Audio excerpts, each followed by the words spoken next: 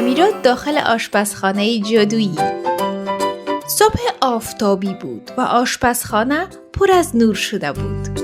امیرا آرام داخل آشپزخانه شد. ناگهان صدایی شنید.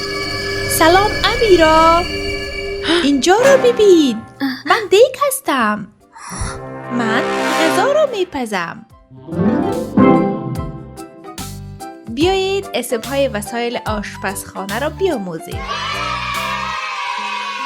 اسم من قاشق است، با من میشه غذا خورد.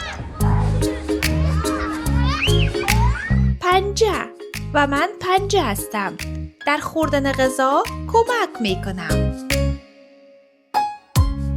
من چاقو هستم و چیزها را میبرم، باید مراقب باشید. امیرا بشقاب غذا را دید و گفت وای بشقاب. کاسه، من سالاد رنگارنگ و سوپ را نگه میدارم.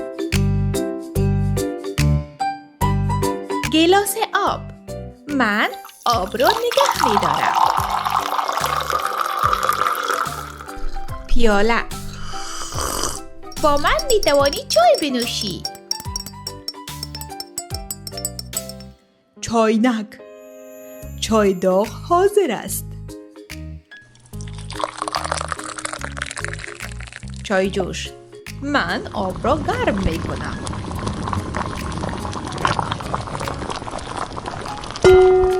تخم پزی، من غذاهای لذیذ آماده می کنم مانند تخم. تخته، هر چیزی را روی من خرد یا توتا می کنم. مخلوط کن، برای مخلوط کردن کمک می کنم. صاف کن، من برنج و سبزیجات را صاف می کنم.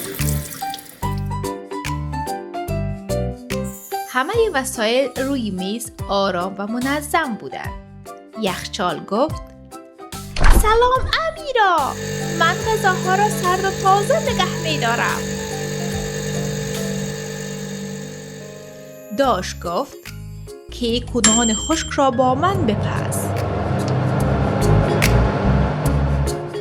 مایکروویو گفت من غذا را زود کرده گرم می سازم.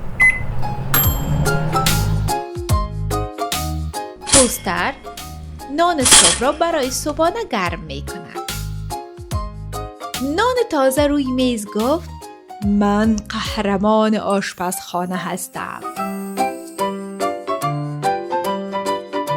مرچ و نمکدانی گفت ما مزه غذا را کامل می کنیم.